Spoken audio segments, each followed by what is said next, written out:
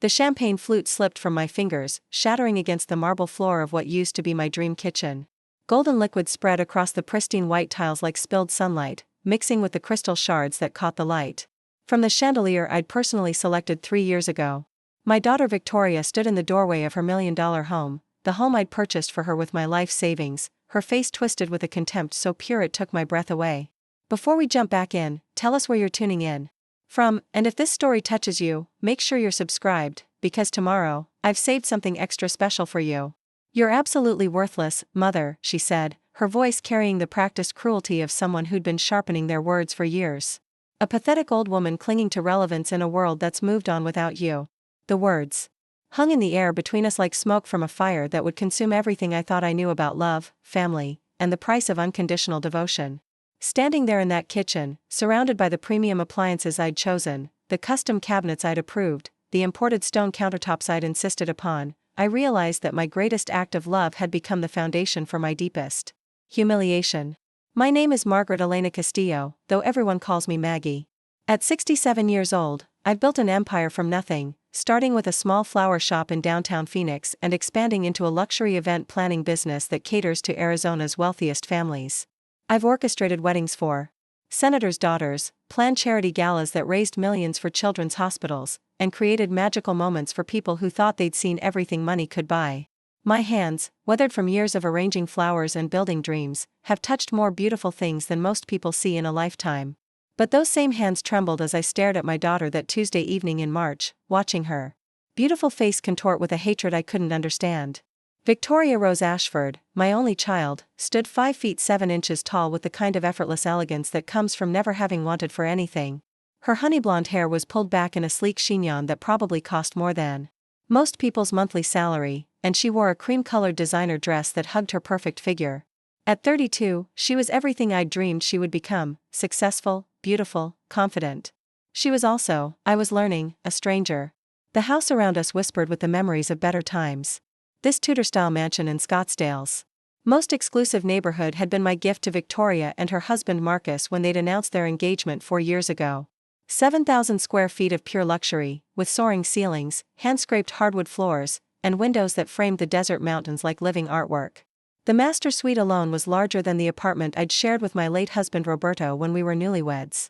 Every room had been designed with love, every detail chosen with the hope that my daughter would fill these spaces with happiness and eventually give me grandchildren to spoil. I'd emptied my retirement accounts to buy this house. Liquidated my investment portfolio. Taken out a second mortgage on my own modest home. The total cost had been $2.3 million, money I'd earned through decades of 16-hour days and sacrificed weekends, money I'd saved with the dream of leaving something meaningful to my only child. Marcus had accepted the gift with the easy entitlement of someone born into wealth, but Victoria had actually cried when I'd handed her the keys. Or at least I'd thought those were tears of gratitude. Now I wondered if they'd been tears of pity for her foolish mother. The evening had started pleasantly enough. I'd driven over from my own neighborhood, a middle-class area about 20 minutes away, bringing homemade churros that Victoria had loved as a child. It was our monthly dinner tradition, something we'd maintained even after her marriage to Marcus.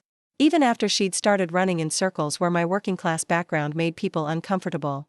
I'd knocked on the heavy oak front door, the door I'd helped choose, and waited with the anticipation of a mother who still believed her daughter enjoyed her company.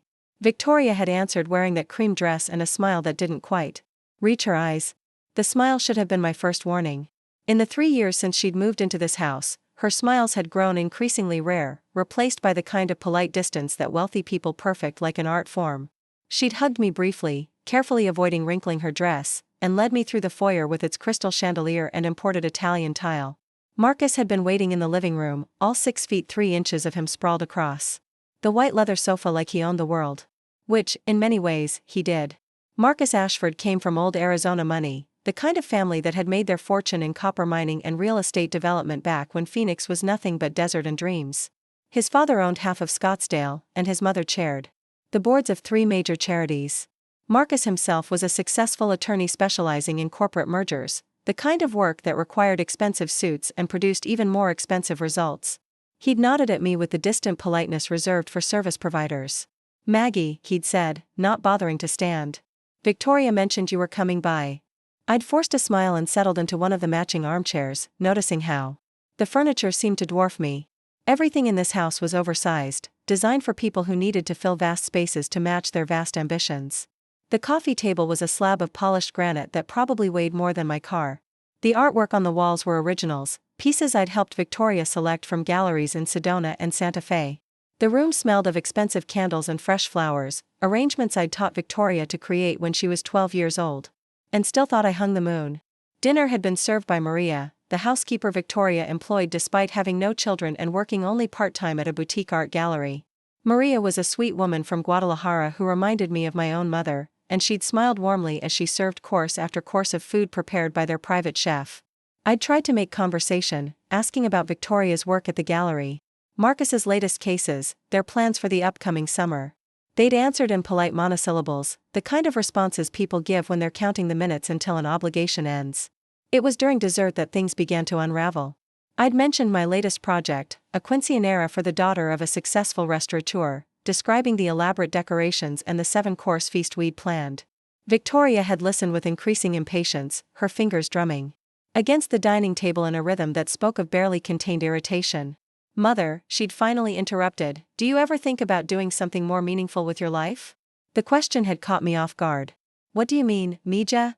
"I mean, you're almost 70 years old, and you're still running around arranging flowers for other people's parties. Don't you want to retire? Don't you want to travel, maybe take up painting or volunteer for something important?" I'd felt heat rise in my cheeks. My business wasn't just work to me, it was my passion, my identity, the thing that had allowed me to build a life of independence after Roberto's death 8 years ago. "I love what I do, Victoria. And I'm good at it. Mrs. Henderson just recommended me to the governor's wife for her daughter's engagement party." Marcus had snorted, a sound of derision that made my spine stiffen. "The governor's wife," he'd repeated, as if the title were somehow amusing. "Maggie, you do realize that real influence in the state comes from families like mine, not from politicians who'll be voted out in 4 years. "Marcus," Victoria had said, but not in defense of me. Her tone carried the gentle correction of someone addressing a child who'd spoken out of turn. "Mother doesn't understand how these things work." The conversation had continued its downward spiral from there. Marcus had begun describing their recent vacation to the Amalfi Coast, a 3-week tour of Italy that had cost more than most people's annual salary. Victoria had added details about the private yacht they'd chartered, the Michelin-starred restaurants they'd visited, the exclusive parties they'd attended with Italian nobility. Every anecdote was delivered with the casual superiority of people who'd never had to check their bank balance before making a purchase. I'd listen with growing discomfort, not because I resented their wealth, but because of how they wielded it like a weapon. Every story was designed to highlight the distance between their world and mine, every detail calculated to remind me that I didn't belong in the house I'd bought for them. When Victoria mentioned meeting a divine interior designer in Florence who'd given her revolutionary ideas for redecorating the master bedroom, I'd felt something cold settle in my stomach. "Redecorating?" I'd asked. "But we just finished the bedroom 2 years ago. You said you loved the color scheme." Victoria had waved her hand dismissively. "That was before I understood sophisticated design. Honestly, Mother, just because something is expensive doesn't mean it has taste." The decorator we used was clearly more focused on showing off than creating something truly elegant. The decorator she was referring to was Patricia Bloom, a woman I'd known for 15 years, someone who'd helped me design dozens of beautiful spaces for my clients. Patricia had worked tirelessly on Victoria's bedroom, incorporating every request, every whim, every last-minute change. She'd charged me her wholesale rates as a favor, saving me thousands of dollars I couldn't afford to spend. Victoria knew all of this, yet she dismissed Patricia's work as if it were amateur hour. "Patricia worked very hard on that room," I'd said quietly. "She gave us an incredible discount because she's been a friend for so long." "Exactly," Marcus had said, leaning forward with the predatory smile of someone moving in for the kill. "That's the problem, Maggie. You think because someone gives you a discount, they're doing quality work. In the real world, you get what you pay for. Victoria deserves better than friends doing favors." I'd felt my temper rising, a heat that started in my chest and spread outward like wildfire. "The real world?" I'd repeated. "Marcus, I've been working in the real world since I was 16 years old. I understand quality and value better than most people. Do you?" Victoria had asked, and there was something in her voice that made my blood run cold. "Because from where I'm sitting, it looks like you've spent your whole life settling for less.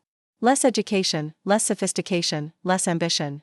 You married a mechanic, for God's sake." The attack on Roberto had been like a physical blow. My husband had been a gentle, hardworking man who'd built a successful auto repair business from nothing. He'd fixed cars for everyone from struggling single mothers to wealthy executives, never charging more than was fair, always treating every customer with respect. Roberto had taught Victoria to ride a bike, had attended every school play and soccer game, had loved her with the fierce devotion of a man who'd grown up without a father himself. He'd been dead for 8 years, and Victoria was using his memory as ammunition in some twisted game I didn't understand. "Your father was a good man," I'd said, my voice shaking with anger and hurt. "He worked 16-hour days to give you opportunities he never had. Every penny he earned went toward your education, your dance lessons, your horse riding. You used to be proud of him." "I was a child," Victoria had replied with a coldness that took my breath away. "Children don't understand the limitations of their circumstances. Now I do." Marcus had nodded approvingly, as if Victoria had just demonstrated some profound wisdom. "It's natural for people to outgrow their origins," he'd said. "Victoria has evolved beyond her childhood environment. She's become someone who appreciates finer things, someone who understands that breeding and education matter." Breeding. The word had hung in the air like a curse. As if Victoria were a racehorse whose bloodlines determined her worth, as if the love and sacrifice Roberto and I had poured into raising her counted for nothing because we hadn't been born into the right families. I'd stared at my daughter, this beautiful stranger who shared my eyes and my stubborn chin, and wondered when she'd learn to speak like the people who'd once looked down on families like ours. "Victoria," I'd said slowly, "what's happened to you? When did you become so cruel?" She'd laughed then, a sound like breaking glass. "Cruel? Mother, I'm being honest. For the first time in years, I'm being completely honest about what I see when I look at you." And that's when she told me exactly what she saw. Standing in that kitchen, surrounded by the luxury I'd provided, Victoria had stripped away every pretense and shown me the truth of what our relationship had become. She saw me as an embarrassment, a reminder of a past she'd outgrown, a burden she carried out of obligation rather than love. Preparing and narrating this story took us a lot of time, so if you are enjoying it, subscribe to our channel, it means a lot to us. Now back to the story. The monthly dinners weren't cherished traditions, they were performances she endured to maintain appearances. My stories about work weren't interesting, they were painful reminders of how small my world had become. My love wasn't precious, it was suffocating. "You hover," she'd said, pacing the kitchen like a caged animal. "You call every day asking about meaningless things. You show up here with your homemade food like I'm still a child who needs to be fed. You dress like you're going to church in 1987, and you talk about people I don't know and don't care about. You're stuck in a life that stopped progressing 20 years ago, and you want to drag me back into it with you." Each word had been chosen for maximum damage, delivered with the precision of someone who'd been planning this conversation for months. I'd stood there absorbing blow after blow, watching my daughter transform into someone I didn't recognize. This wasn't the little girl who used to braid my hair while I worked on flower arrangements. This wasn't the teenager who'd cried when she left for college, promising to call every day. This wasn't even the young woman who'd hugged me at her wedding, whispering that she'd always need her mama. "All these years," she'd continued, "you've been living vicariously through me. Following my life like some kind of pathetic groupie. Do you have any idea how exhausting it is to be someone's entire reason for existing?" The accusation had hit me like a slap. Was that what I'd become? A pathetic groupie following my own daughter's life? I'd thought I was being a loving mother, staying involved, showing interest in her world. But standing there in that kitchen, seeing myself through Victoria's eyes, I'd wondered if she was right. Had my love become a burden? Had my devotion transformed into something ugly and desperate? "I just wanted to be part of your life," I'd whispered. "Well, congratulations," Victoria had said, her voice dripping with sarcasm. "You've succeeded. You're part of my life the way a stain is part of a dress. Present, noticeable, and completely unwanted." Marcus had appeared in the doorway. Then, drawn by the sound of raised voices, he'd taken in the scene, Victoria pacing, me standing frozen by the shattered champagne flute, and his face had settled into an expression of mild annoyance, as if we were children squabbling over toys. "Everything all right in here?" he'd asked. Though his tone suggested he didn't particularly care about the answer. "I'm having a conversation with my mother about boundaries," Victoria had replied.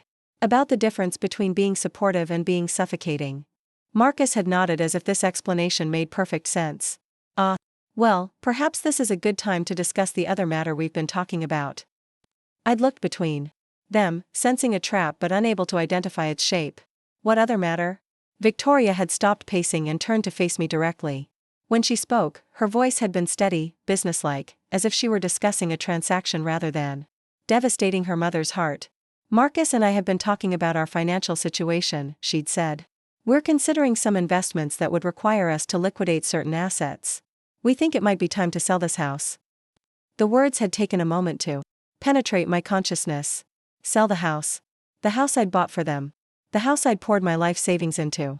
The house that represented every sacrifice I'd made, every dream I'd deferred, every penny I'd saved for their future. Sell the house? I'd repeated stupidly. It's not practical for just the two of us, Marcus had explained with the patience of someone speaking to a small child. 7,000 square feet is excessive for a couple without children. We could get something smaller, more modern, and use the profit for investments that would actually generate income. I'd felt the world tilt beneath my feet. But I bought this house for you. For your family. For the children you're planning to have. Victoria and Marcus had exchanged a look, one of those wordless communications that pass between couples who've discussed something at length. When Victoria had turned back to me, there had been something almost like pity in her eyes. Mother, she'd said gently, Marcus and I have decided not to have children. We've talked about it extensively, and we both feel that parenthood would interfere with our career goals and lifestyle preferences. Children are expensive, time-consuming, and frankly, neither of us feels particularly drawn to the experience. The revelation had hit me like a physical blow. No grandchildren. No little voices calling me abuela. No tiny hands reaching for hugs, no birthday parties or bedtime stories or Christmas mornings filled with wonder. I'd been planning for grandchildren. Since the day Victoria was born, saving for their college educations, imagining the relationship we'd have. In one casual sentence, Victoria had erased an entire future I'd been building in my heart. You never mentioned this before, I'd managed to say. We weren't sure before, Marcus had replied. But we've reached a decision, and it's final. We're both at crucial points in our careers. Victoria's gallery is expanding, and I'm being considered for partnership at the firm. Adding children to the equation would be counterproductive. Counterproductive. As if children were obstacles to overcome rather than blessings to celebrate. I'd thought of Roberto, of how his face had lit up every time Victoria had run to him after school, of how he'd spent hours teaching her to throw a baseball even though she'd had no interest in sports. I'd thought of the nursery I'd already decorated in my imagination, the toys I'd started collecting, the lullabies I'd remembered from Victoria's childhood. So you see, Victoria had continued, this house doesn't make sense for us anymore. It was designed for a family, and we're not going to be a family in the traditional sense. We prefer something more suited to our actual lifestyle. I'd looked around the kitchen, taking in the custom cabinets and granite countertops, the professional-grade appliances and hand-painted tiles. Every detail had been chosen with love, selected with the hope that this house would become the foundation for generations of happiness. Now it was just an inconvenient asset to be liquidated for profit. What about the money I put into this place? I'd asked, hating how small my voice sounded. Marcus had smiled then, the kind of smile that didn't reach his eyes. Well, legally speaking, this house belongs to Victoria. The title is in her name, which means she has every right to sell it if she chooses. Of course, we're grateful for your initial contribution, and we'd be happy to give you a portion of the proceeds as a thank you gift. A thank you gift? My life savings reduced to a thank you gift. I'd felt something cold and hard settle in my chest, a weight that made it difficult to breathe. These people, my own daughter and her husband, were discussing my financial ruin as if it were a minor inconvenience to be managed with appropriate politeness. How much of a portion? I'd asked, though I'd already known the answer wouldn't be enough. Victoria had shrugged, a casual gesture that had probably cost me hundreds of thousands of dollars. We haven't worked out the details yet. Obviously, we'll be fair, but we also need to consider the improvements we've made, the maintenance costs we've absorbed, the opportunity cost of having our money tied up in real estate instead of more lucrative investments. Opportunity cost. Maintenance costs. Improvements. They were creating a ledger of expenses to justify keeping the majority of the money from selling my gift to them. I'd stood there listening to my daughter calculate how little she could afford to give me while still maintaining the pretense of gratitude, and I'd felt something inside me begin to break. I see, I'd said quietly. I'm sure you understand, Marcus had added. It's just business, really. Nothing personal. Nothing personal. The destruction of my financial security, the obliteration of my dreams for the future, the casual dismissal of my decades of sacrifice, none of it was personal. It was just business, conducted by people who'd learned to separate emotion from profit with surgical precision. That's when I'd picked up the champagne flute, intending to take a sip to steady my nerves.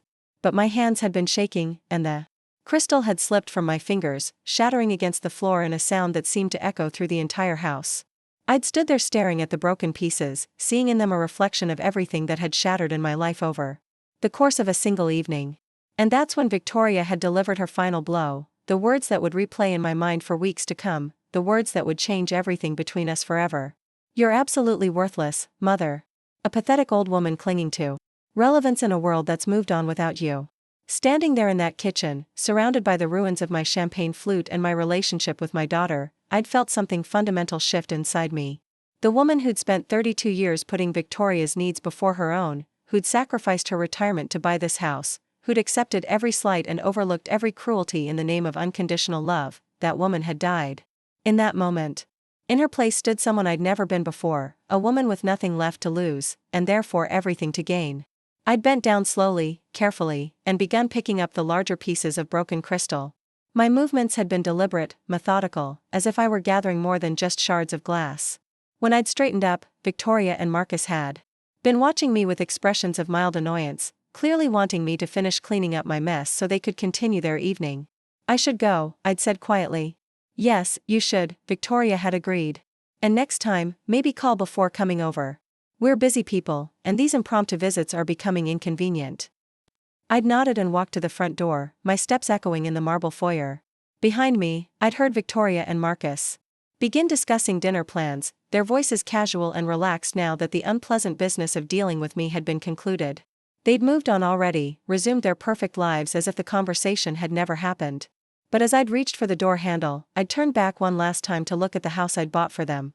The house where I'd imagined holiday dinners and birthday parties and lazy Sunday afternoons with grandchildren. The house that had cost me everything I'd worked for, everything I'd saved, everything I'd hoped to leave behind as a legacy of love. In that moment, standing in the foyer beneath the crystal chandelier I'd selected with such care, I'd made a decision that would change all of our lives forever. I was going to get my house back.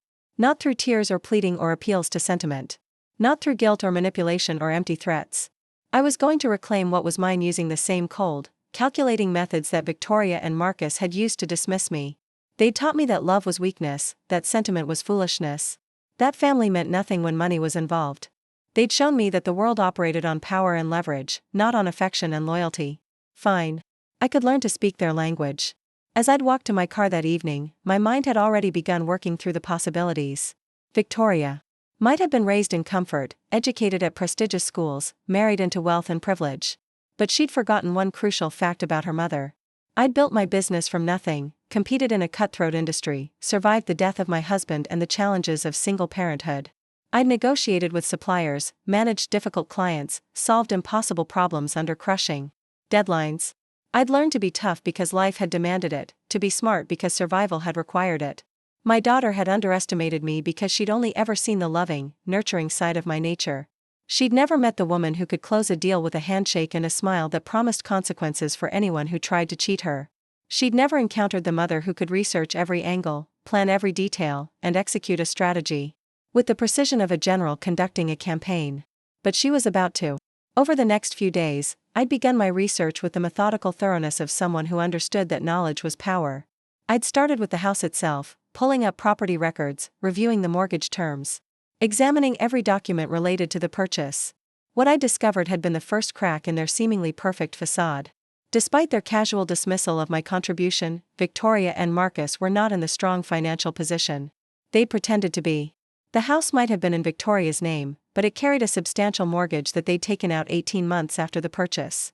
They'd used my gift as collateral to borrow an additional $800,000, money they'd spent on luxury vacations, expensive cars, and what Marcus had probably called investments, but which looked suspiciously like gambling on high-risk ventures. Their monthly mortgage payment was astronomical, more than most people's annual salaries. The property taxes alone were crushing, and the maintenance costs for a house that size were eating into their income faster than they could earn it. They were, I'd realized with growing satisfaction, house poor in the most expensive way possible. But that was just the beginning of what I'd discovered.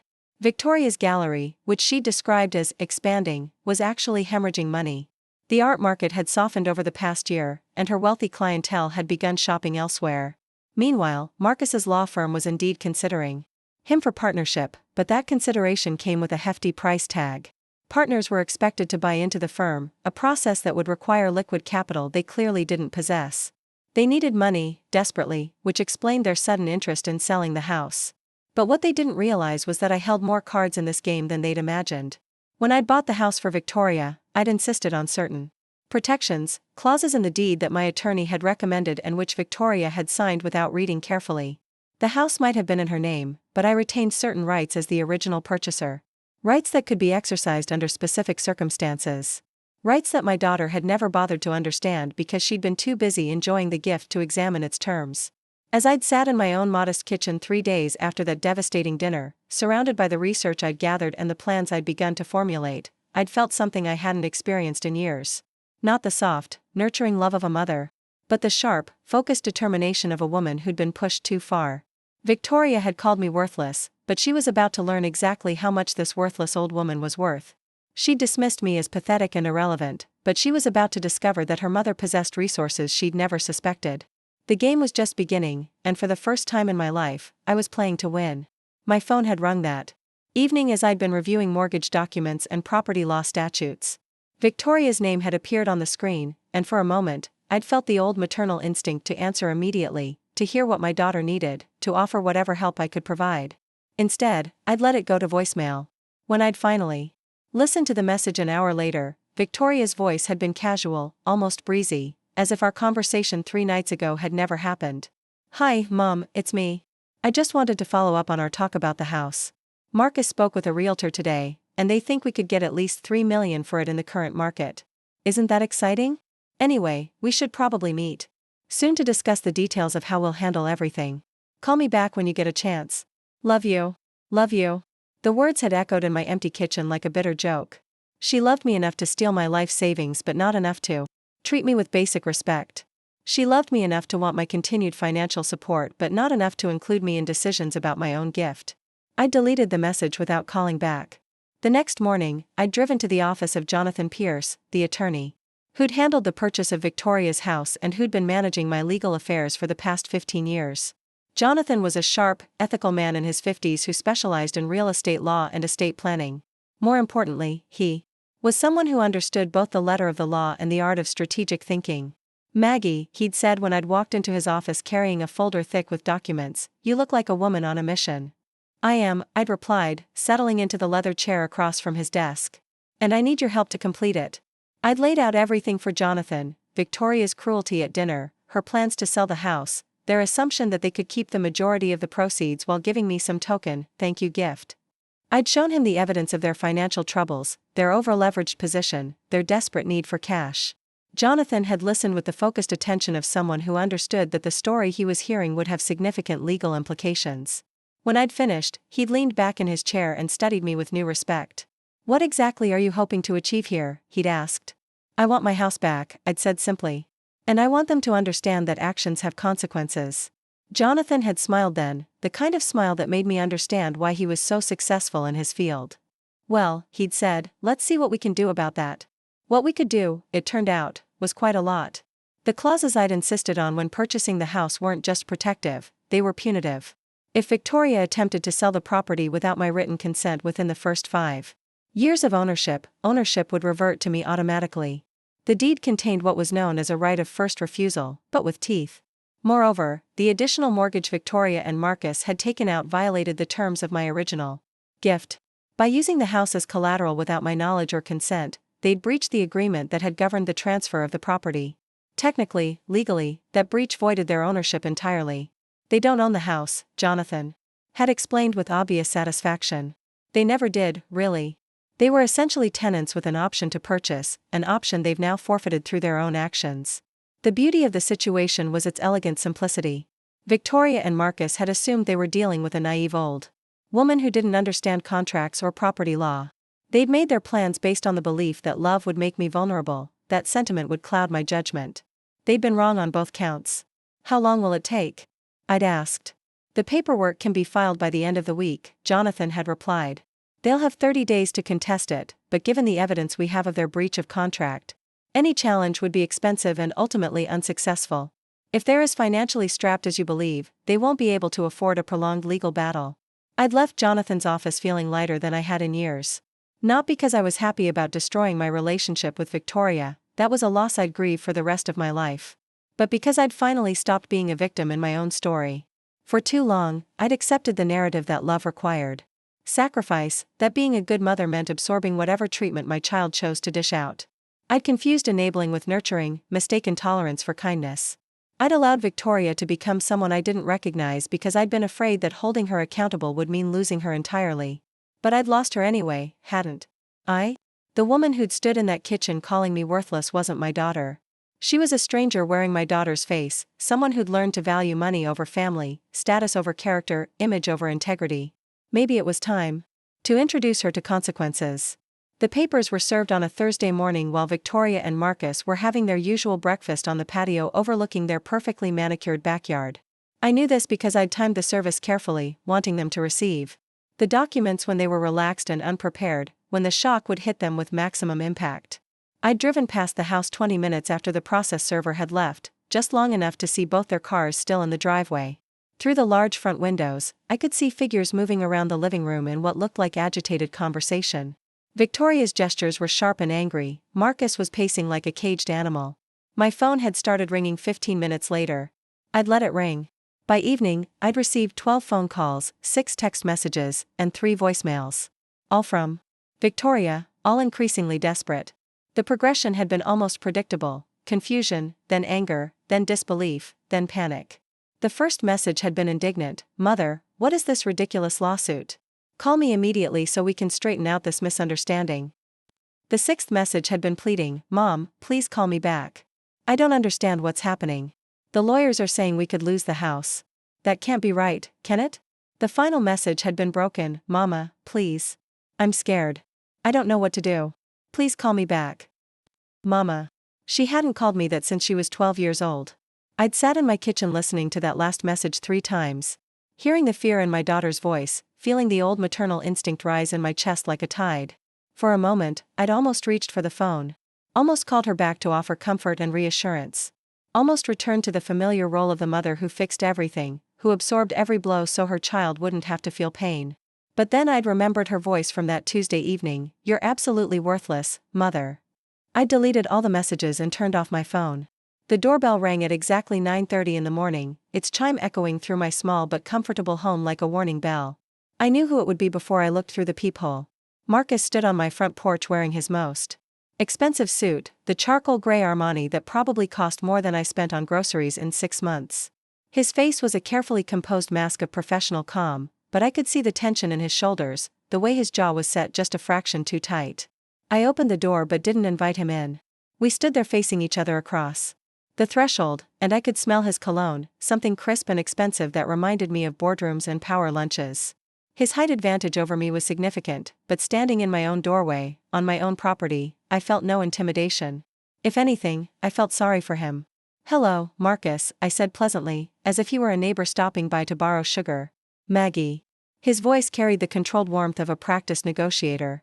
"I think we need to talk." "Do we? About what?" He shifted slightly, and I caught a glimpse of uncertainty behind his polished exterior.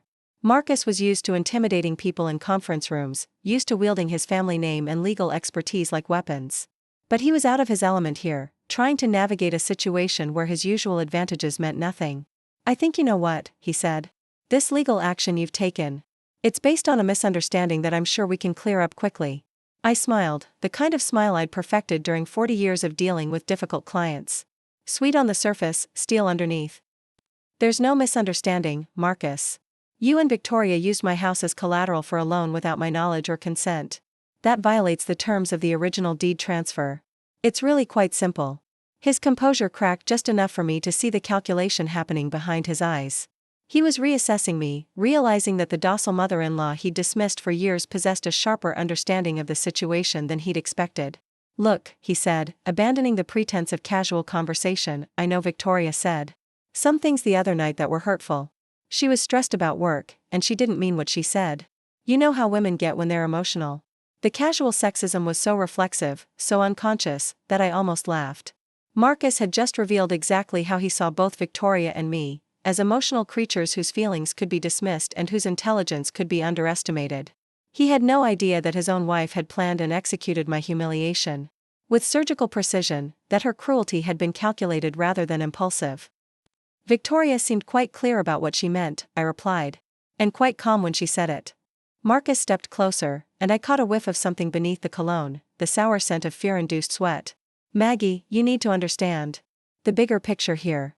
Victoria and I have significant financial obligations. We've made commitments based on our current living situation.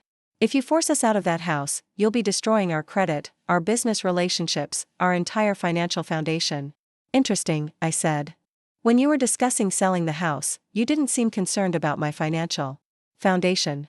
In fact, you were quite excited about liquidating my life savings for your investment opportunities. He had the grace to look uncomfortable, but only for a moment.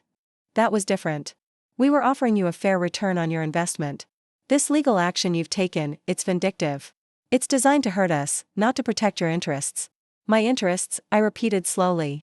You mean my interest in not being called worthless by my own daughter?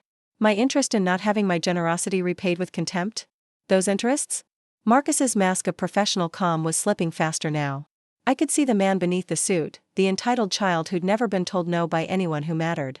His family's money had insulated him from consequences his entire life, and he genuinely couldn't understand why the normal rules weren't applying now. Look, we can work this out, he said, his voice taking on the wheedling tone of someone accustomed to buying his way out of problems. What do you want? Money? We can arrange some kind of payment plan. A percentage of our income for a specified period. Hell, we can even formalize your position as some kind of investor in the property. I studied his face, taking in the desperation he was trying so hard to hide. This was a man who'd spent his entire life believing that every problem had a price, that every person could be bought if you found the right number. He was offering to pay me for the privilege of keeping what was already mine, and he thought he was being generous. You want to pay me rent to live in my own house? I asked. It's not your house, he said, and there was the flash of anger I'd been waiting for. Victoria's name is on the deed. We've been living there for 3 years, making improvements, building equity. You can't just take it away because your feelings got hurt. There it was. The truth beneath all his careful politeness. Marcus genuinely believed that legal technicalities would protect them, that the deed in Victoria's name trumped the contract they'd violated. He'd clearly spent the previous evening consulting with attorneys who'd told him exactly what Jonathan had told me. The contract was ironclad, the breach was clear, and their position was legally indefensible. But Marcus was gambling that I wouldn't have the stomach for a real fight, that maternal instinct would ultimately override legal rights. He was betting that I'd cave when faced with the reality of destroying my daughter's life. Marcus, I said gently, did you actually read the documents your attorneys reviewed last night? The question caught him off guard. Of course I read them. Then you understand that this isn't about hurt feelings. It's about contract law. You and Victoria agreed to certain terms when you accepted the house. You violated those terms. The consequence is forfeiture of the property. It's really quite straightforward. He stared at me for a long moment, and I could see him processing the implications. The lawyers had told him the truth, they were going to lose. The house would revert to me, the mortgage would become my responsibility, and they would be left with nothing but their debt and their damaged pride. You can't do this, he said finally, and his voice had lost all pretense of negotiation. Victoria is your daughter. I don't care what she said to you, I don't care how angry you are, you can't destroy your own child's life over a family argument. I'm not destroying anything, I replied calmly. I'm reclaiming property that belongs to me. If that destroys Victoria's life, perhaps she should have considered that possibility before she chose to violate our agreement. Marcus's composure finally cracked completely. The professional mask fell away, revealing the spoiled, entitled man-child underneath. This is insane, he said, his voice rising. You're a vindictive, bitter old woman who can't stand that her daughter has grown beyond her. Victoria was right about you. You are worthless. The insult hung in the morning air like smoke. Marcus had just made the same mistake his wife had made, assuming that cruelty would cow me into submission. Instead, his words settled into my chest like coal in a furnace, feeding the fire that had been burning since Tuesday night. Get off my property, I said quietly. Maggie, I didn't mean, now. He left, but not before I saw something in his eyes that told me this wasn't over. Marcus was used to winning, used to getting his way through a combination of money, intimidation, and family connections. He wouldn't accept defeat gracefully, and he certainly wouldn't allow himself to be beaten by someone he considered beneath him. I watched him drive away in his silver Mercedes, then went inside and called Jonathan. How are you feeling about all this? He asked after I described Marcus's visit. Peaceful, I said, and I meant it. For the first time in years, I feel like I'm standing up for myself instead of just absorbing whatever treatment other people decide I deserve. Good, Jonathan said. Because they're going to escalate. Marcus strikes me as the type who'll try every angle before he admits defeat. Financial pressure, emotional manipulation, maybe even character assassination. Are you prepared for that? I thought about Victoria's voice calling me worthless, about Marcus's casual dismissal of my contributions to their life. I thought about the years I'd spent walking on eggshells around my own daughter, accepting smaller and smaller portions of her attention while she grew more distant and more contemptuous. Yes, I said. I'm prepared. Jonathan was right about the escalation. Within 24 hours, my phone was ringing constantly with calls from numbers I didn't recognize. Victoria had clearly activated her social network, enlisting friends and acquaintances to call me on her behalf. Each caller had the same basic script. They were concerned about the family situation, they were sure this was all a misunderstanding, they hoped we could work things out for everyone's sake. The callers were Victoria's friends from the country club, her colleagues from the gallery, Marcus's associates from his law firm. They spoke with the practiced sympathy of people who'd been briefed on the situation but didn't really understand it. They'd been told that a mother was being unreasonable, that a daughter was suffering, that family harmony was at stake. None of them knew about Victoria's cruelty that Tuesday night. None of them understood that this wasn't a petty squabble between relatives but a fundamental reckoning with years of accumulated disrespect. They'd been given Victoria's version of events, which probably cast me as an overbearing mother trying to control her adult daughter's finances.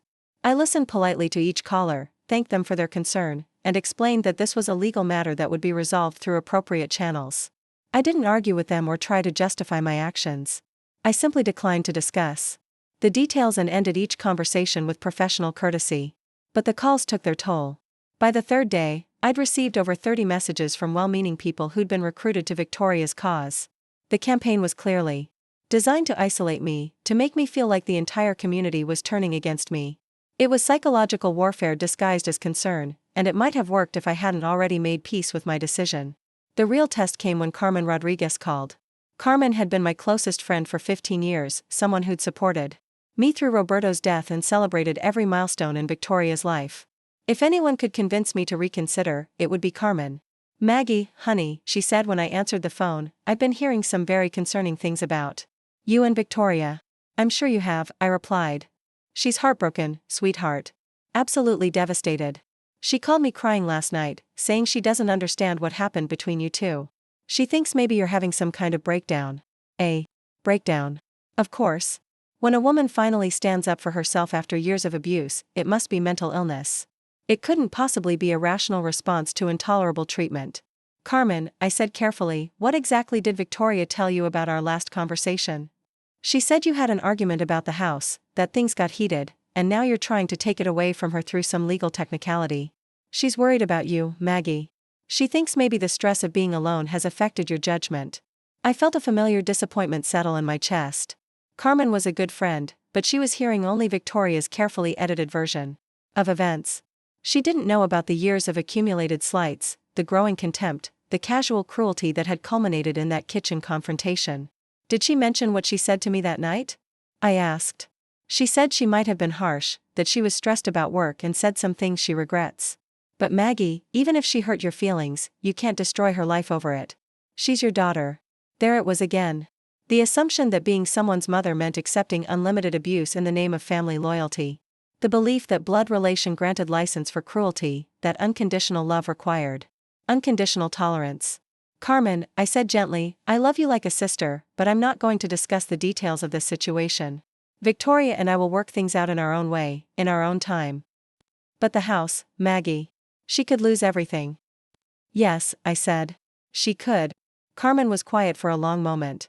I don't understand what's happened to you, she said finally. This isn't like you at all. No, I agreed. It's not. After I hung up, I sat in my kitchen feeling the weight of that truth. This wasn't like me at all. The old Maggie would have caved by now, would have found some way to rationalize Victoria's behavior and restore peace at any cost. The old Maggie would have prioritized harmony over justice, would have chosen to absorb the pain rather than inflict consequences. But the old Maggie had been slowly dying for years, suffocated by a daughter who'd grown to despise the woman who'd given her everything.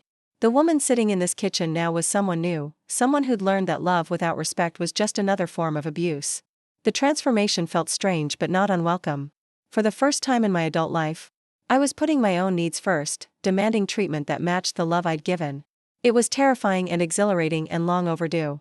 My phone rang again, and this time the caller ID showed a number I recognized: Dr. Patricia Whitman, my longtime physician and another member of Victoria's social circle. I let it go to voicemail, but listened to the message immediately. Maggie, it's Patricia.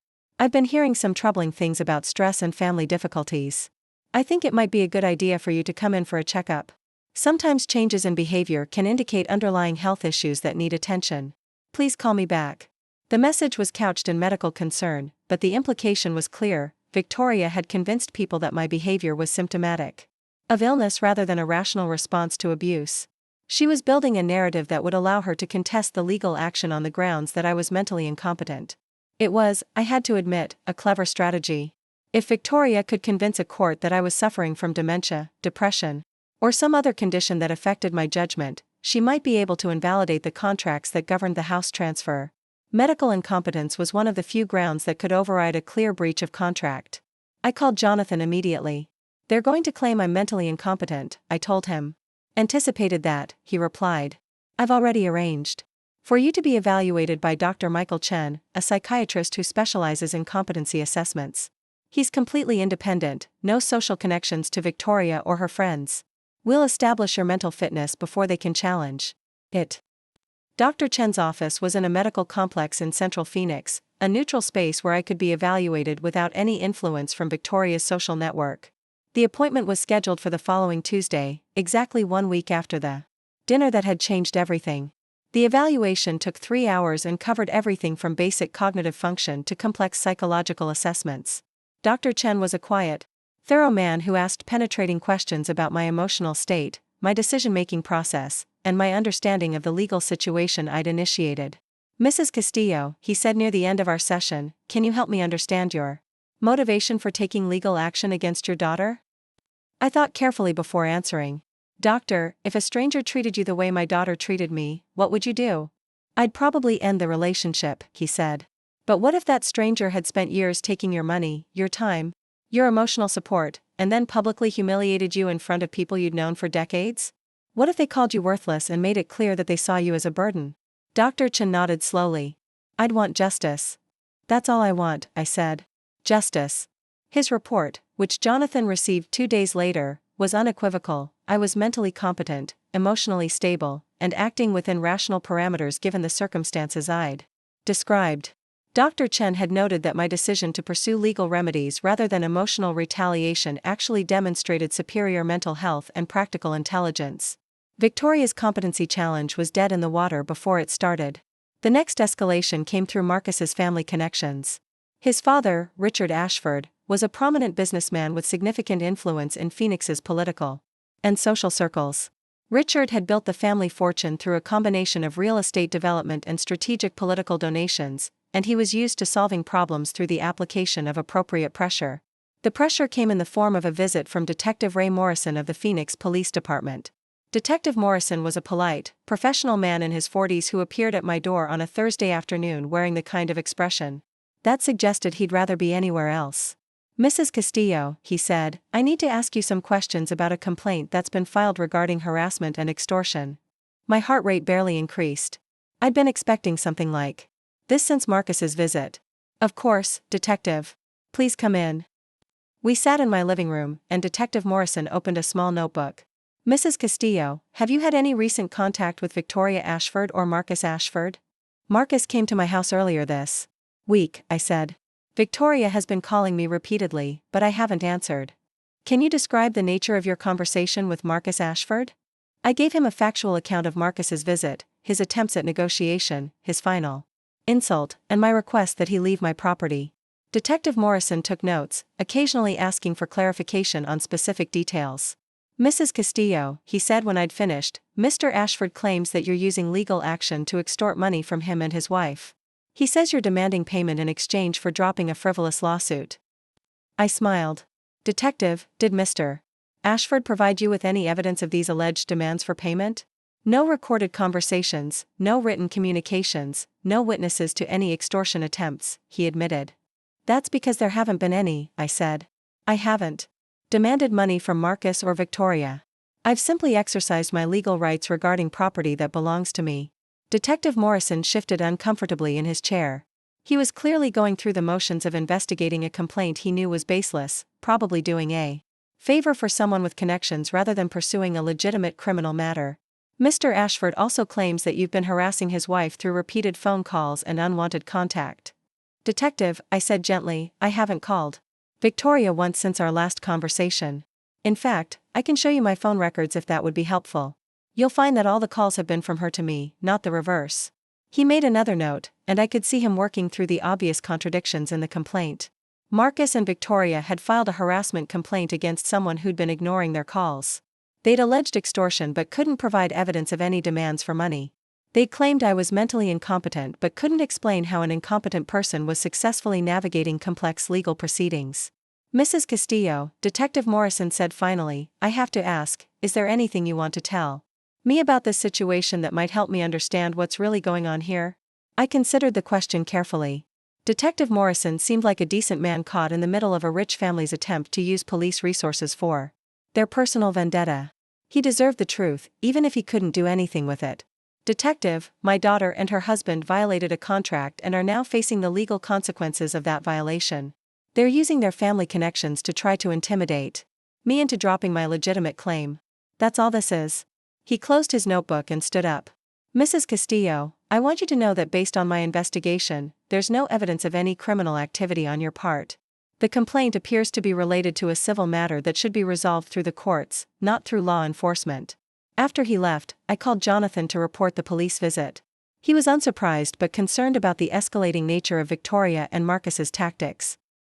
They're getting desperate, he said. The legal case is airtight, so they're trying every other avenue they can think of. Character assassination, competency challenges, false police reports, they're throwing everything at the wall to see what sticks. What's next? I asked. Probably an attempt to negotiate through intermediaries, Jonathan said. They'll find someone you trust, someone with credibility, and send them to make an offer that sounds reasonable but actually protects their interests. He was right. The intermediary arrived in the form of Father Miguel Santos, the priest at St. Catherine's Catholic Church where I'd been a parishioner for over 20 years. Father Miguel was a kind, thoughtful man in his 60s who'd officiated at Roberto's funeral and had been a source of comfort during my darkest days of grief. Maggie, he said when I answered the door on Saturday morning, may I come in? I'd like to talk with you about a very delicate matter. I led him to the living room and offered coffee, which he accepted. Father Miguel had baptized Victoria, performed her first communion, and counseled her through various childhood crises. If anyone could appeal to my maternal instincts, it would be him. Maggie, he said after we'd settled in with our coffee, Victoria came to see me yesterday. She's very troubled by this situation between you and her. I'm sure she is, I replied. She's concerned about you, about your emotional state. She feels terrible about whatever happened between you, and she wants to make things right. I studied Father Miguel's weathered face, seeing genuine concern but also the careful neutrality of someone who'd heard only one version of events. Father, what exactly did Victoria tell you about our last conversation? She said there was an argument, that hurtful things were said on both sides, and that now there's a legal dispute that's tearing your family apart. She's hoping we can find a path toward reconciliation. Hurtful things were said on both sides. Victoria was rewriting history, turning her calculated cruelty into a mutual exchange of harsh words. She was positioning herself as an equal victim in a conflict that she'd initiated and orchestrated. Father, I said carefully, I have great respect for you and for your role in our community. But this is a legal matter, not a spiritual one. Victoria and her husband violated a contract, and they're facing the consequences of that violation. But surely, Father Miguel said, the bonds of family should take precedence over legal technicalities? Surely there's room for forgiveness. And reconciliation? There it was again. The assumption that family relationships existed outside the normal rules of respect and accountability. The belief that blood relation granted immunity from consequences, that love required unlimited tolerance for abuse. Father, I said, if Victoria had stolen money from the church, would you forgive her and pretend it never happened? Or would you hold her accountable for her actions? The analogy clearly made him uncomfortable. That's different, Maggie. The church has responsibilities to its congregation, obligations that can't be set aside for personal relationships. And I have responsibilities to myself, I replied. Obligations that I've set aside for too long in the name of family harmony. Father Miguel spent another hour trying to find common ground, suggesting mediation services and family counseling, proposing compromise solutions that would allow Victoria to keep the house while making some form of restitution to me. His suggestions were well-meaning but based on the false premise that this was a misunderstanding rather than a fundamental breach of trust. When he finally left, I felt sad but not shaken. Father Miguel was a good man trying to help people he cared about, but he didn't understand that some wounds were too deep for simple forgiveness, that some betrayals required justice rather than mercy. The final escalation came from an unexpected source, Emma Rodriguez, Carmen's 16-year-old daughter, who appeared at my door on a Sunday afternoon with tears in her eyes and a handwritten letter in her trembling hands. "Mrs. Castillo," she said, "I have a message from Victoria. She asked me to give this to you personally." Emma had known Victoria since childhood, had looked up to her as an older sister figure, had always been welcome in my home for holiday dinners and birthday celebrations. Victoria had chosen her messenger carefully, knowing that I'd be unable to refuse the girl or respond harshly in her presence. I took the letter and invited Emma inside, offering her cookies and milk while I read Victoria's final attempt at manipulation. The letter was handwritten on expensive stationery, the kind of personal touch designed to convey sincerity and vulnerability. "Dearest Mama," it began, and my heart clenched at the childhood endearment. "I know I hurt you terribly, and I know my words were unforgivable. I was stressed and scared and I took it out on you because you're the safest person in my world, the one person whose love I've always taken for granted. I know that's not an excuse, but I hope it's an explanation you can understand." The letter continued for 2 pages, hitting every emotional note with surgical precision. Victoria apologized for her cruelty, acknowledged my generosity, expressed gratitude for everything I'd done for her. She painted a picture of a daughter who'd lost her way but who desperately wanted to come home to her mother's unconditional love. "I know I don't deserve your forgiveness," the letter concluded, "but I'm hoping you'll give me a chance to earn it. The house doesn't matter to me anymore. Our relationship matters. You matter. Please don't let my mistakes destroy the most important thing in my life, being your daughter." It was beautiful. It was heartfelt. It was exactly what the old Maggie would have wanted to hear. It was also completely hollow. I looked up at Emma, who was watching me with hopeful eyes, clearly expecting that this letter would solve everything. Victoria had probably told her that this was just a misunderstanding between mother and daughter, that a heartfelt apology would set everything right. "Emma," I said gently, "would you like me to give you a message to take back to Victoria?" The girl nodded eagerly. "Tell her," I said, "that actions have consequences, and that some wounds are too deep for words to heal." Emma's face fell. "But Mrs. Castillo, she's really sorry. She was crying when she wrote that letter. She loves you so much." "I know she was crying," I said. "And I know she's sorry. But being sorry doesn't undo the damage, sweetheart. Sometimes adults have to live with the consequences of their choices, even when those consequences are painful." I walked Emma to the door, watching her process the realization that the adults in her life were engaged in a conflict that couldn't be resolved with simple apologies and good intentions. It was a hard lesson for a 16-year-old, but not an inappropriate one. After she left, I sat in my kitchen holding Victoria's letter, feeling the weight of her words and the emptiness beneath them. She was sorry, yes. But she was sorry about the consequences, not about the choices that had led to them. She was grieving the loss of her security, not the damage to our relationship. The letter was dated 3 days earlier, which meant Victoria had been working on it while simultaneously filing false police reports and recruiting priests to pressure me into submission. She'd been crafting heartfelt apologies while trying to have me declared mentally incompetent. She'd been expressing love and gratitude while attempting to use law enforcement to intimidate me. The contradiction told me everything I needed to know about Victoria's sincerity. That night, I drafted my own letter. Not to Victoria, but to Jonathan, authorizing him to proceed with the final phase of reclaiming my property. I was done with negotiations, done with attempts at reconciliation, done with giving Victoria opportunities to manipulate me back into the role of the accommodating mother. The house would be mine again within 30 days. Victoria and Marcus would have to find somewhere else to live, someone else to support them, some other source of financial security to replace the one they'd taken for granted. They would learn, finally, that respect wasn't optional in a relationship, that love without boundaries was just another form of abuse, that actions had consequences even when those actions hurt the people who loved you most. As I sealed the letter and prepared for bed, I felt something I hadn't experienced in years, complete peace with my decisions. I was no longer the woman who'd stood in that kitchen absorbing my daughter's contempt while cleaning up broken crystal. I was someone new, someone stronger, someone who understood that protecting yourself wasn't selfish, it was necessary. The final battle was about to begin, and for the first time in my life, I was fighting to win. The eviction notice was delivered on a crisp Monday morning in April, exactly 30 days after I'd authorized Jonathan to proceed with the final legal action. I wasn't there to witness Victoria and Marcus receiving the papers, but I drove past the house an hour later and saw both their cars in the driveway, saw the shadows moving behind the living room windows in what I imagined were frantic conversations about their rapidly diminishing options. My phone remained silent. No calls, no text messages, no desperate voicemails.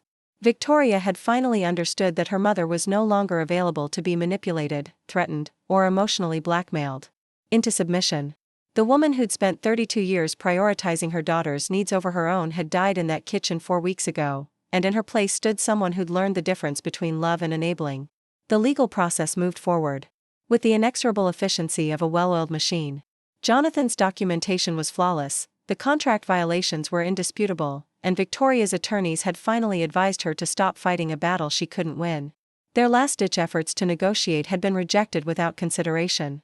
I wanted my house back, not a percentage of its value or a promise of future payments or another round of empty apologies. I wanted justice. The moving trucks arrived on a Thursday. I watched from my car parked 3 blocks away as professional movers loaded Victoria and Marcus's possessions into large white vehicles. The process took most of the day, and I found myself cataloging the items I could see, the white leather furniture I'd helped them select, the dining room set we'd bought together during a weekend trip to Flagstaff, the artwork we'd chosen from galleries in Sedona and Santa Fe. Everything was leaving except the house itself. The structure would remain, but it would be emptied of their presence, cleansed of their contempt, ready to become something new. I wasn't sure yet what that something would be. Part of me wanted to sell it and use the proceeds to fund a comfortable retirement. Part of me wanted to live in it myself. To occupy the space where I'd been humiliated and prove that I'd emerged victorious. Part of me wanted to donate it to charity, to turn their lost dream into someone else's second chance. But those decisions could wait. For now, it was enough to know that the house was mine again, that Victoria and Marcus had learned the cost of their arrogance, that justice had been served with the precision of a surgical instrument. The last truck pulled away just before sunset. I drove to the house and parked in the circular driveway, using the key I'd never returned to walk through the front door into spaces that echoed with emptiness. They'd taken everything that wasn't built into the structure: furniture, artwork, personal belongings, even the expensive appliances they'd installed after moving in. The house felt larger without their possessions, more like the dream I'd originally envisioned when I'd purchased it for them. I walked through each room slowly, taking inventory of what remained. The custom cabinets in the kitchen were still there, as were the granite countertops and the hand-painted tiles.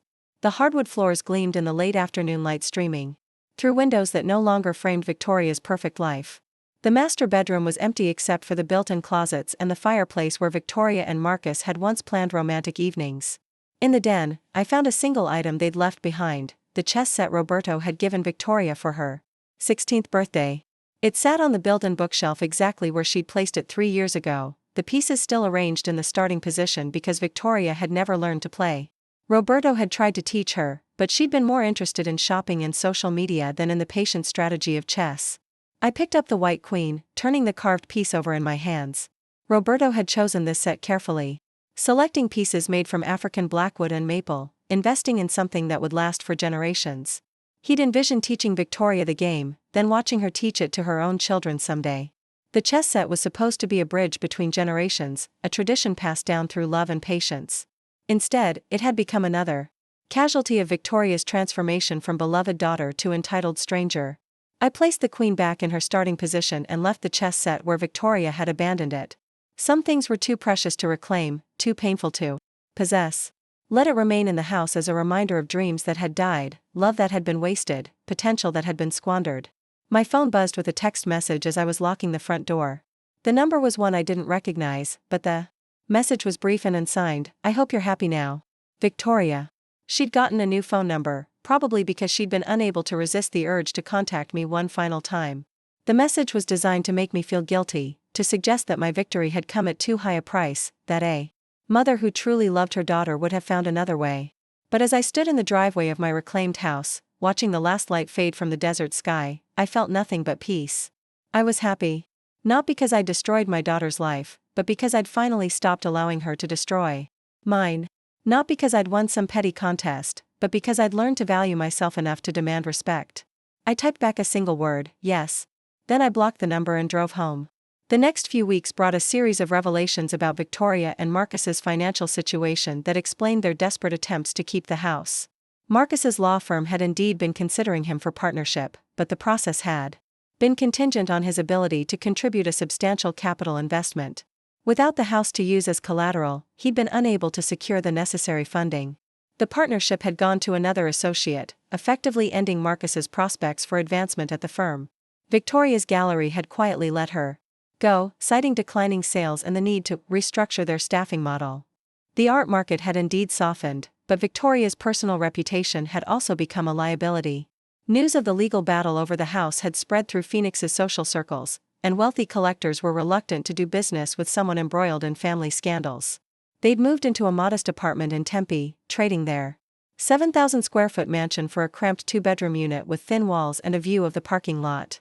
Marcus had taken a position with a smaller firm specializing in personal injury cases, work that paid a fraction of his previous salary and offered none of the prestige he'd grown accustomed to. Victoria had found part-time work at a boutique clothing store, folding sweaters and processing returns for women who'd once been her social peers. I learned all of this through Carmen, who'd maintained her friendship with Victoria despite the strain it put on our relationship.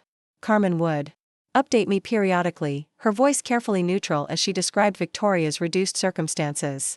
I think she hoped these reports would eventually trigger my maternal instincts, that hearing about my daughter's struggles would make me reconsider my position. She was wrong. Each piece of news about Victoria's downward trajectory brought me nothing but satisfaction. Not because I enjoyed her suffering, but because her suffering was the natural consequence of her choices. She'd gambled everything on the assumption that her mother would always be available to absorb abuse and provide financial support. She'd lost that gamble, and now she was learning what life looked like without a safety net she'd taken for granted.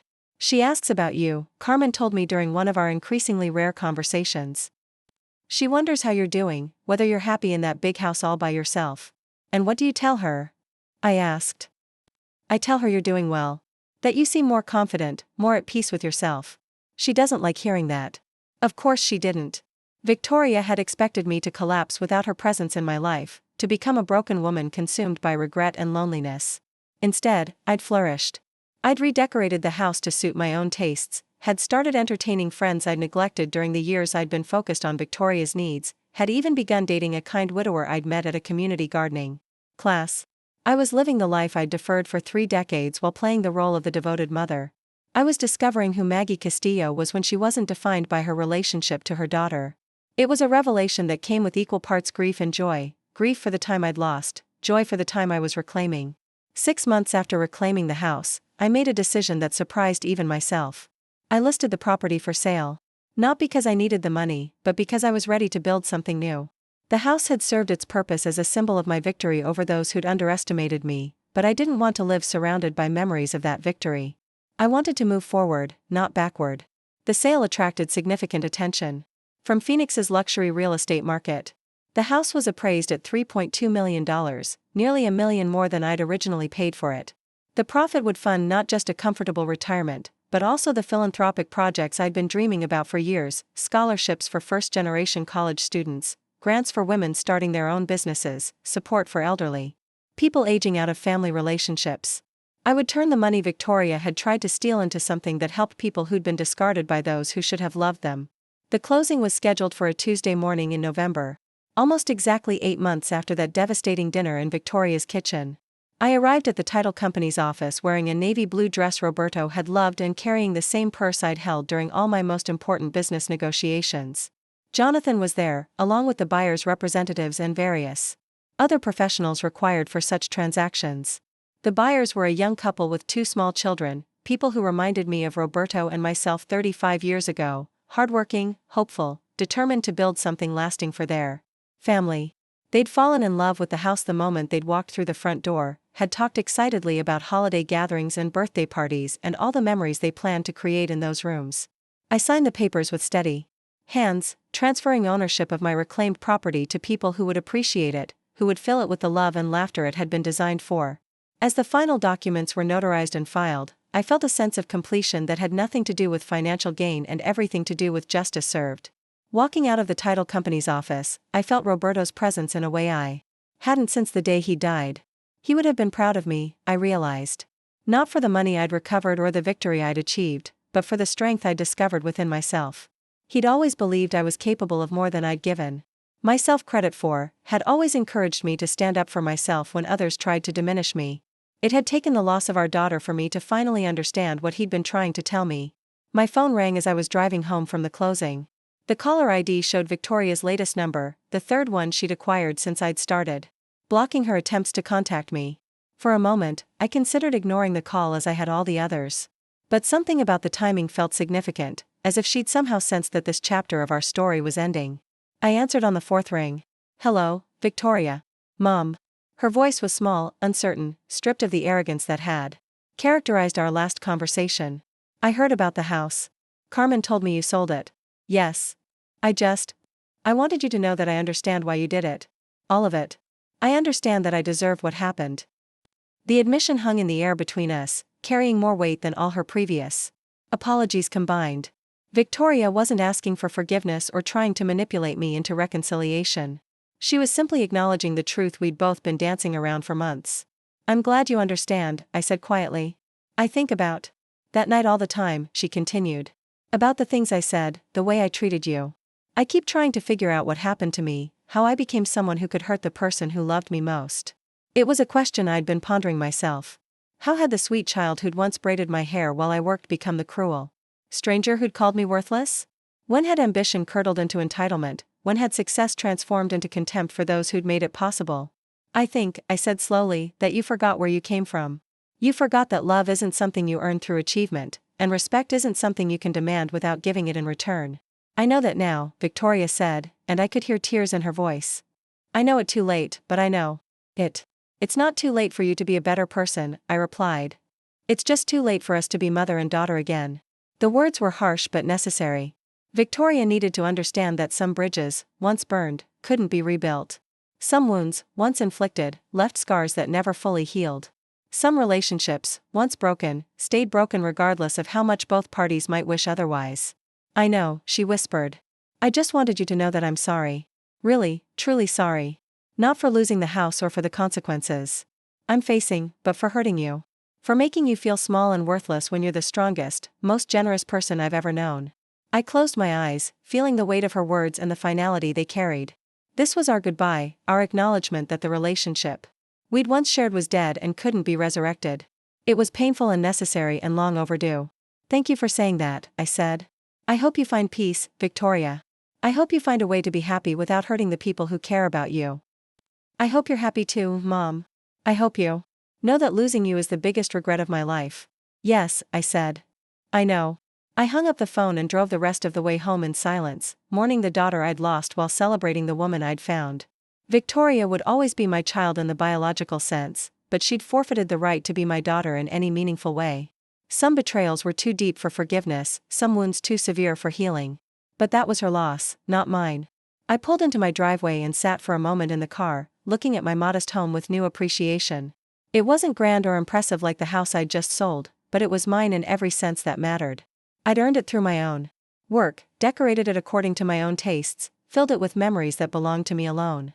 Tomorrow I would begin the next phase of my life, traveling to places I'd always wanted to see, pursuing hobbies I'd never had time for, building relationships based on mutual respect rather than biological obligation.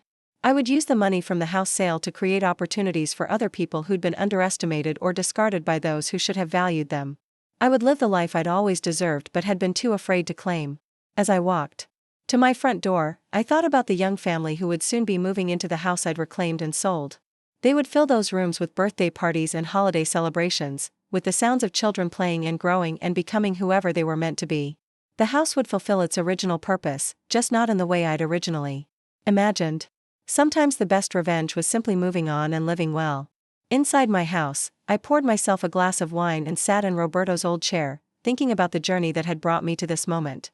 8 months ago, I'd been a broken woman standing in a kitchen full of shattered crystal, absorbing abuse from a daughter who'd confused cruelty with sophistication. Tonight, I was a woman who'd reclaimed her power, her dignity, and her right to demand respect from everyone in her life. The transformation hadn't been easy, and it hadn't been without cost. I'd lost a daughter, gained the condemnation of some friends, and learned uncomfortable truths about my own capacity for hardness when circumstances required it.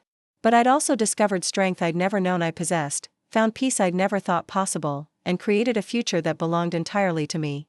As I sat there sipping wine and planning my next adventure, I realized that Victoria had given me one final gift, though she'd never know it. By showing me what I was worth to her, she'd forced me to discover what I was worth to myself. By breaking my heart so completely, she'd taught me that I was strong enough to survive anything. Up next, you've got 2 more standout stories right on your screen. If this one hit the mark, you won't want to pass these up.